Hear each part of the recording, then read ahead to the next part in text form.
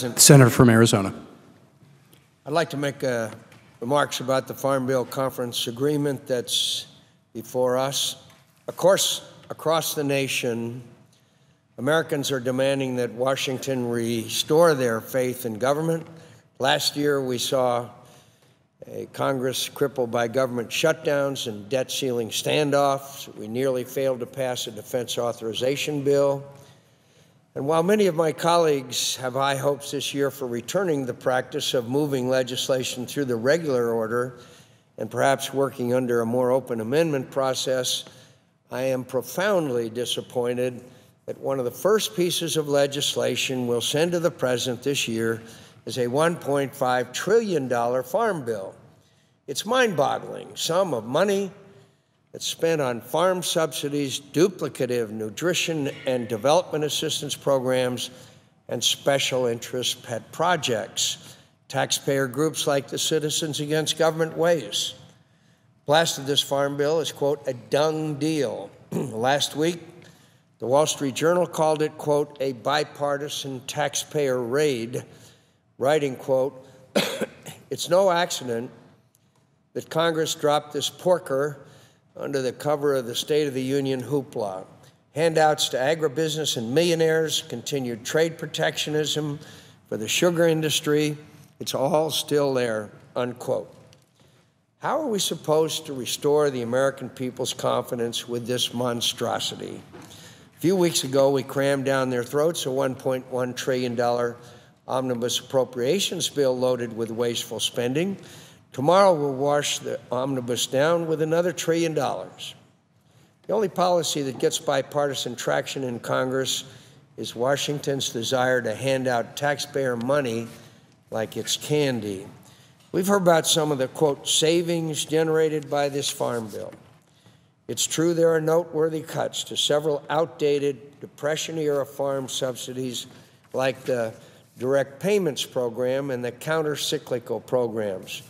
We also closed loopholes in our food stamp programs and conservation programs, which generated about $16 billion in savings, according to the Congressional Budget Office. And I applaud the conferees for their efforts. But unfortunately, just about every subsidy eliminated under the Farm Bill is simply reinvented into a new and many times more expensive program. For example, we have a new thing called Agriculture Risk Coverage Program, which locks in today's record high crop prices and guarantees farmers up to an 86% return on their crop. Depending on market conditions, this ARC, Agricultural Risk Coverage, could cost taxpayers between $3 billion to $14 billion each year, far more expensive than the $5 billion saved by the elimination of the direct payments program. The bill also maintains the $95 billion federally backed crop insurance program, which subsidizes crop insurance premiums. We then pile on a new $20 billion program called Supplemental Coverage Option that subsidizes crop insurance deductibles.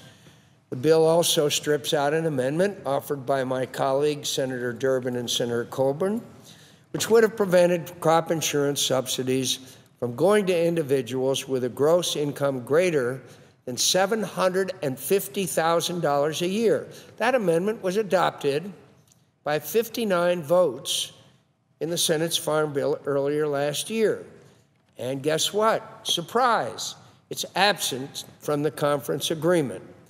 Millionaire farmers can rejoice that their crop insurance subsidies are safe. That's millionaire farmers, farmers with a gross income greater than $750,000 a year. So the next time I hear the managers of this bill talk about the small farmer, I guess they're talking about millionaires as well. But it's all part of Farm Bill politics. In order to pass a farm bill, Congress must find a way to appease every special interest of every commodity association, from asparagus farmers to wheat growers. If you cut somebody's subsidy, you give them a grant. If you kill their grant, then you subsidize their crop insurance. Let's look at several handouts that are special interests have reaped in this year's Farm Bill. The bill provides $7 million in grants for the marketing of sheep. Now, some who may be viewing this at home will find that, maybe think I'm making it up, that we're spending $7 million of their tax dollars for the marketing of sheep. Now, it also adds a thing called, and I'm not sure I pronounce it right, japonica rice. Now, japonica rice is a sushi ingredient grown primarily in California, and it's added to the list of products that can receive farm subsidies. Now, the bill provides $100 million to promote the maple syrup industry. I repeat, $100 million to promote the maple syrup industry. It says the American tax dollars will, and I quote from the bill, promote research and education for maple syrup production, promoting sustainability in the maple syrup industry, and market promotion for maple syrup. So, my fellow citizens, the next time you see an advertisement for maple syrup, you may want to watch it because it's your tax dollars that paid for it. It places a 15-cent fee on harvesting Christmas trees. Not even Christmas is left out of this one. A 15-cent fee on harvesting Christmas trees. That money then is earmarked for promoting the orchard industry. $12 million for a wool research and promotion program. Now, there's a lot of needy areas of America today, but I had no idea that wool research and promotion was worthy of $12 million of our tax dollars. I think this next one is probably my favorite, or unfavorite. $5 million for a study to, quote, again, I'm quoting from the bill, evaluate the impact of allowing schools to offer dried fruits and vegetables to children. Now, I know that that's a tough decision for schools to make as to whether they should offer dried fruits and vegetables to children. Do we need $5 million to help them evaluate that?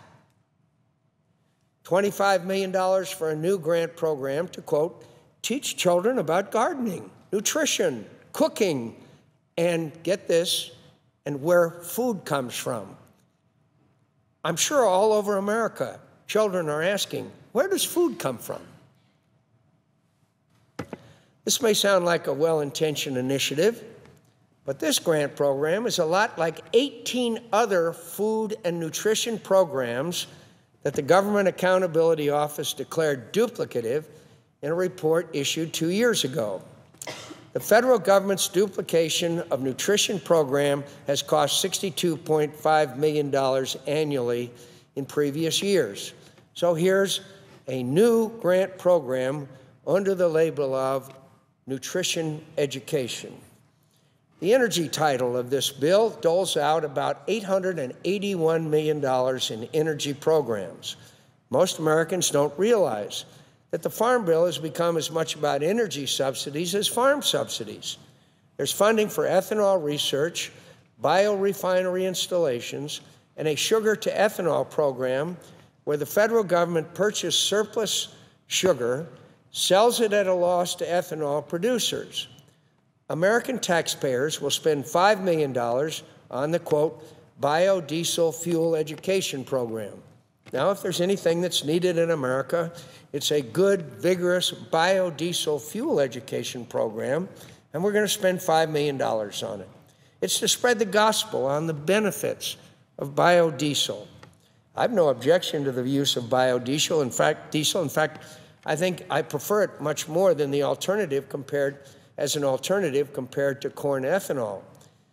But here we are, $5 million educating consumers on the benefits of biodiesel. Hidden in this bill is a tax on heating oil. Just yesterday, the Washington Times talked about the Farm Bill's National Oil Heat Research Alliance program in an article titled, Congress Seeks to Jack Up Fees on Home Heating Oil in the midst of frigid winter. The article reads, Congress's mammoth farm bill restores the imposition of an extra fee on home heating oil, hitting consumers in the cold weather states just as utility costs are spiking. The fee, 0.2 cents on every gallon sold, was tacked on to the end of the 959-page bill, which is winding its way through Capitol Hill. The fee would last for nearly 20 years and would siphon the money to develop equipment that is cheaper, more efficient, and safer, and to encourage consumers to update their equipment. It was backed by the Northeast lawmakers who said it would fund important research to benefit consumers. The bill prohibits oil companies from passing the fees on to consumers, but taxpayer advocates said that's a sham and that the money has to come from consumers. To say they can't pass on the cost, said Diane Katz, research fellow in regulatory policy at the Heritage Foundation, it's kind of silly because, of course, the costs are going to get passed on. Money is fungible. So here we have a special oil tax on consumers where the revenue is earmarked back to the heating oil industry, about $15 million a year, according to the GAO. Why is the federal government in the business of collecting funds for heating oil research on behalf of the heating oil industry? The bill reauthorizes USDA loan subsidies for peanut growers and allows them to use their peanuts as collateral. If a peanut grower forfeits on their USDA loan, the federal government takes ownership of the peanuts and taxpayers bear the cost of storing the peanuts. The infamous sugar program is housed in this farm bill. This is probably the most ongoing scandal in the history of all the farm bills and of all the egregious aspects of it. Like the peanut program, USDA gives sugar growers, primarily in Florida, Louisiana, and Michigan, hundreds of millions of dollars in loans each year. If a sugar grower misses their profit margins, they get to keep the loan and transfer their excess sugar to the federal government as collateral. Over the past year, sugar subsidies and forfeitures have cost the taxpayers $258 million, while over 640,000 tons of sugar was handed over to the USDA. And you know something, if you really look at it, there are a few families that control the sugar industry in Florida. And those families, God bless them, have been generous contributions to both Democrat and Republican parties. So the taxpayers have paid $258 million. Over 640,000 tons of sugar was handed over to the USDA. Combined with import tariffs and marketing controls, the USDA sugar program costs consumers over $3 billion every year. It's one of the most obscene federal farm subsidies ever conceived, and this farm bill, advertised as full of reforms, does nothing. Another bizarre handout in this farm bill that I've been involved in now for many years is the creation of a catfish office. Again, I assure my colleagues, I am not making this up. A catfish office inside the U.S. Department of Agriculture at a cost of $15 million a year. The USDA will hire inspectors to visually inspect catfish in seafood facilities. Only catfish, not a shrimp, not a cod, not a tilapia, but only a catfish. We are going to have a special office called, appropriately, Catfish Office, to inspect visually catfish in seafood facilities and only catfish. Senator Shaheen and I and 11 other senators have sponsored legislation to kill this catfish program. I've been opposing it for years. In 2012, our legislation was adopted in the Senate by voice vote. And I assure the distinguished manager of the bill, that is the last time that on this issue I will accept a voice vote, because the distinguished chairperson assured me that with a voice vote that this amendment of ours would remain in the legislation, and obviously that has not been the case. So the next time that the distinguished manager, when it ever comes up again, assures me that an amendment of mine will be adopted in the final legislation, I will have to have better authentication than just taking her word. Last year, the House Agriculture Committee passed a bipartisan amendment to repeal it in the Farm Bill. Despite all this opposition, the unpopular Catfish Office resiliently survived conference. We don't need a new USDA catfish inspection program. The Food and Drug Administration already tests catfish along with all other seafood. But certain Farm Bill conferees are insisting on creating a catfish office because catfish farmers in southern states don't want to compete against foreign catfish importers, particularly those from Vietnam. Its true purpose is trade protectionism at the taxpayer's expense. Under this Farm Bill, there will be a virtual ban on catfish imports for several years, while foreign inspectors switch from FDA's inspection procedures to USDA's catfish procedures.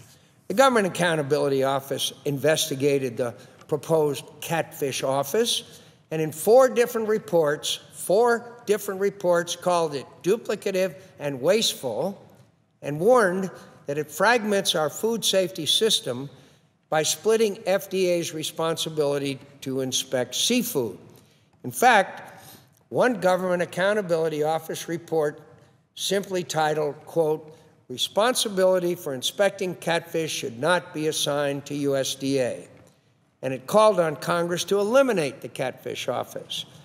Both the U.S. Department of Agriculture and the FDA have questioned the scientific value of the proposed catfish. Several years ago, USDA studied the idea and concluded there is substantial uncertainty regarding the actual effectiveness of a USDA catfish inspection program. Even the president's budget proposed to zero it out. American consumers should also be concerned about the trade implications of this program. Some nations, including Vietnam, have threatened WTO retaliation against American agriculture exports, like beef and soybeans. Trade experts warn that this catfish gimmick is the kind of protectionism that harms our efforts to win concessions under trade agreement negotiations like the Trans-Pacific Partnership, which could reduce the tariffs on American products sold to Asian trading partners.